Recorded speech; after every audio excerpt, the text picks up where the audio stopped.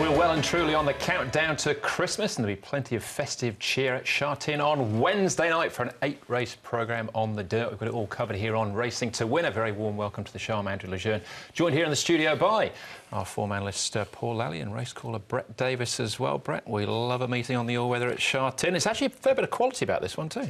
Yes, Andrew, I tend to agree to some extent. I think the first few races are certainly challenging.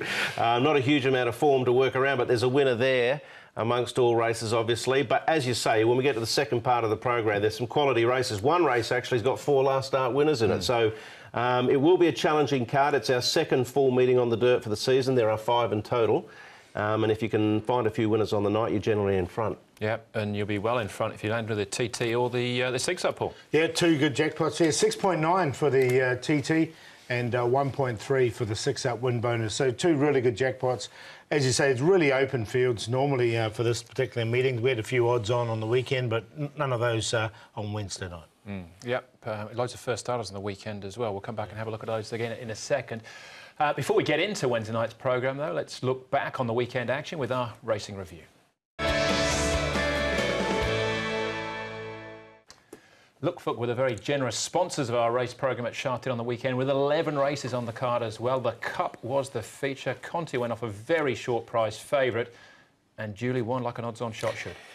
Exactly. Yeah, he's a really nice 5-year-old by Starcraft. I must admit, after such a massive first campaign of racing, going from, you know, a fairly low rating, obviously, all the way up to where he did, it was always going to be hard for him to come in first up, which was last start, and produce against tougher opposition. But he's obviously handled the break particularly well and just naturally improved. It was a super run first up, super performance there, and he put time on the board as well. So Sky could potentially be the limit for Conti. I mean, you've got to keep improving and improving as you go up in the grades, but he's got natural speed. He can kick off the back of a strong tempo. It'll take him a fair way. Yeah, he's a big horse too, and he's one of the biggest horses we've got here. Conti, you can see him there, and what a great win, and there's plenty more to come, I think. Sky's the limit for him. Puts him at already in 106 now, so they've got to be thinking about group races sooner rather than later. Yeah, well, that's right. He's got to keep stepping it up, doesn't he? So, but I think his natural pace early, and the fact that he can run time off the back of that is obviously is a pretty important scenario when it comes to sort of stepping up to that that level. He's, of course, won 6 out of 8. Yeah, he has now. That was Joe's winner on the programme. I thought he'd have a big day, Joe, but as it turned out, Zach Purton stole the show as far as the riding honours were concerned. 5 wins. He started the day 5 short of 900, and he nailed it in the last with Taking Aim. Yeah, that he did. That horse going particularly well, Taking Aim, and I did read in the reports after that Zach felt going to the races on the day he might ride 1 or 2. He wasn't thinking he could potentially ride 5, but it just goes to show you how things can unfold sometimes. Yeah, and he had some really good rides there. Hurricane Hunter, he had to thread the eye of a needle, and he managed to get through all right. And Ganili Generals, he got just through over the line, got up by nose as well. So some great rides amongst those winners. Poaching Treasure was another one as well. So he was hard out of the gates, led, couldn't catch him. Had it all, Sunday's programme, and Zach now takes Christmas off. Yeah, he's timed it all perfect, hasn't he? It's worked out quite well. So Conti got 9, Clement Legend got the hat-trick, he got 9 as well, so he finds himself in a higher grade, but I think he can probably get involved in that too. Yep. Pakistan Friend, I liked his fighting qualities, final stages, and obviously a couple of interesting ones down the bottom there. Invincible Missile. Invincible Missile was huge, winning on debut. He's up 10 points, so they didn't miss him going up. Ganili Generals as well was a good win on debut. He fought hard, that horse. Yeah, he was up 5 for that as well. All right, well, those are the big winners on the weekend. See if we can find you some more now with our horses to follow. So there were a stack of first starters, Paul, but you've found one that's already had a little bit of exposure? Yeah, I just thought he was a bit unlucky, Voyage King, in this particular race. He ran 5th. You could see he had to try and angle out around horses, and he got stuck about here. Taking Aim had made his run at this stage, and he couldn't get out. He couldn't get out. By the time he did get out about now, the bird had flown. I thought he fought on really nicely for 5th. I think this is going to be a really good form race, this race, with some really nice horses coming out of it. And the way he hit the line just this last 50 metres, I think he's a winner waiting to happen. Yeah, you've been with him a few times. He does look like he's getting to the right stage of his preparation. The Racing Club had a couple of horses on the day that were of interest. This is the one that I think is, I'm not pointing one out that nobody's seen here. I mean, this horse ran well, particularly down the straight 1,000 the start prior. But I just like the way here, he's actually on the back of the eventual winner in Racing Fighter, and he sort of had to wait a little bit to get a clear run. And then he's sort of chasing up behind and then had to switch course again. Really found the line quite strongly. And I think that at the moment, Danny Schummer's got this horse going really well. The stable's going really well, and I think for the Racing Club, Young Legend is ready to win. All right, and that was one of Zach's 5 as well. Racing Fighter was 200 to 1 or something the previous start. I am going with one of the first starts. This is back to the feature race. There was 4 in this, probably all some sort of merit, but this is King of Hearts, who's just on the inside of Conti. Sha Tin did a wonderful job from barrier 12 to get down on the rail. Just held in for a moment. You can see the size difference between the two of them as well. I think fitness has just told a little bit here. This horse was runner-up in the Jersey Stakes at Royal Ascot this season. I think he's got a big future ahead, but Fiore in this as well, Heavenly Thought, and Gold Chest is the other one. I think they'll all get involved in some shape or form later down the track. I have to be honest, Andrew, yours and Furore out of that race are the only 2 I'm looking at. The others, I thought, have got a fair bit to do if they're going to be sort of getting to where they need to be. Obviously, there's plenty of time up their sleeve, and that was first up, but your horse to follow and Furore for good, okay for me, but I thought the others were a bit average. Yeah, no, they look good, especially Furore. I think he was wide the whole way, so plenty to come with him. And a couple of other first starters we haven't mentioned. I thought Fabulous 8 ran well on debut, and Ezra as well.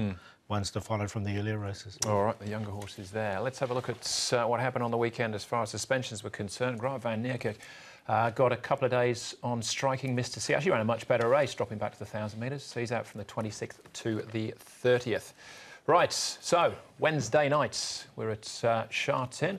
8 races on the dirt. In the final event, Happy Tour is out. Really quite an important one as far as speed mappers are concerned. Wonderful Journey takes his place, and Berta Rispoli will be in the saddle. 30th is the meeting number for this one coming up on Wednesday night, the 30th meeting of the season. We start off with a Class 5 of the 1650, headed by Flying Noble. It drops in Class 5, but jumps from 1,000 up to the 1650. Soccer Brave, a 2-time course and distance winner, barrier 4 for him. Lucky Storm, runner-up over this trip at Happy Valley last time out. Me Blanca, run-up behind Holy Unicorn over the 1,800 metres. Corey Rapid tries the 1650 for the first time. And then down to Massive Power. You've got barrier 5. He rolled forward on his last start behind Kwai Chung Brothers. Now, Lucky Storm has been up at Chung Fa in the last 30 days. He came back at the start of the month on the 3rd. Righto, let the racing begin. How do we sort the first out? Well, Lucky Storm is a noted front runner, and that's been something that's happened quite a lot in his last 3 or 4 starts. So you would expect him to lead. Soccer Brave has raced handy over this course and distance before and won. Best Effort's drawn well to race handy. Flying Noble's the interesting one, drawn barrier 1, stepping up to 1650 from 1,000, coinciding with his drop in grade, the only grade in which he's won a race before. Here is Flying Noble. The duck's starting to get a line for him because he has won in this grade before, any time he's been down it, and he does step up to a suitable distance. His track work's been very good, and he moves really nicely here in the morning, so he's going very well. Wouldn't be surprised if he ran a big race. Soccer Brave, I thought he strode out nicely enough here this morning. There was no problems with him. Nice and relaxed. Callum Murray will take them out on race day. He's got a good draw, so he has to have a chance as well. Soccer Brave and Corey Rapido. He always works best on the surface. He's been a disappointing horse, it's fair to say. He's down to a rating of 23. Barrier 2, he'll get his chance once again with Alexi Bedell aboard. We've all had a crack at him, haven't we? Yeah, he's snuck in again on a very, very minor line. Let's start off with a few clues with Best Effort and Lucky Storm. This on the turf, of course. Lucky Storm will try the all-weather for the first time. Yep. I think Lucky Storm will make the running, and with the £7 claim for Victor Wong, we know they can generally be a little more difficult to get past on the all-weather. So that'll give him a positive next to his name. Best Effort ran a nice enough race here. He has run a couple of reasonable placings. If you go back and look at his form from last season, he did run a really good race on the dirt in this class. I think if he gets the best run in the race, which is potentially likely, he can go pretty close. Yeah, I've got him in the numbers, Best Effort as well. I think he's been sort of set for this meeting, and he likes the surface. All right, Me Blanco. Again, he's another one that sort of can suck you in, I suppose. Yet to win in 18 starts, but finishing off strongly here to finish second. Yeah, real one-paced horse, this one. I think this is his go, the dirt, though. Joe Moreira will take the mount on Me Blanco. Oisin Murphy was on this occasion. The horse does what he does. He boxes on. I've got him in on a minor line.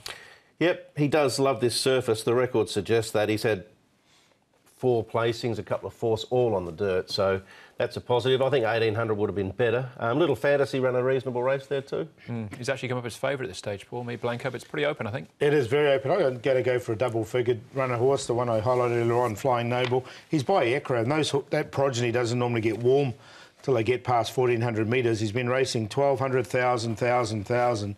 He now steps up to 1,650. He's downgraded. He's got barrier number 1. And he's got no form on the board, but I think he's been set for this race, and this looks like his go. So I'll put him on top to beat Corle Rapido. As we mentioned, he's had plenty of chances, as has Mead Blanco. And best effort, I think, is the best of the others. I think he can run a nice race. But if one stays that price, I'm happy to go each way on him. Yeah, you make a fair point, Paul. It is an interesting recent profile for him, Flying Noble, and 1,000 up to 1,650 dropping in grade. So I respect him. I didn't put him in. I thought this was one of the challenging races of the night, to be honest. Best effort, Mead Blanco, Lucky Storm, Corre Rapido. I think if the 3 posies up, which he's likely to, he'd be the one I'd want to have an each-way bet on. Yeah, I left Flying Noble out as well, but you can see there's obviously a change in pattern there. Lucky Storm, I thought, will probably lead and take a fair bit of running down as well. So 5, 4, 3 and 8 from me in the first. All right, we'll take a short break here, come back with race number 2, Class 5 again for the second.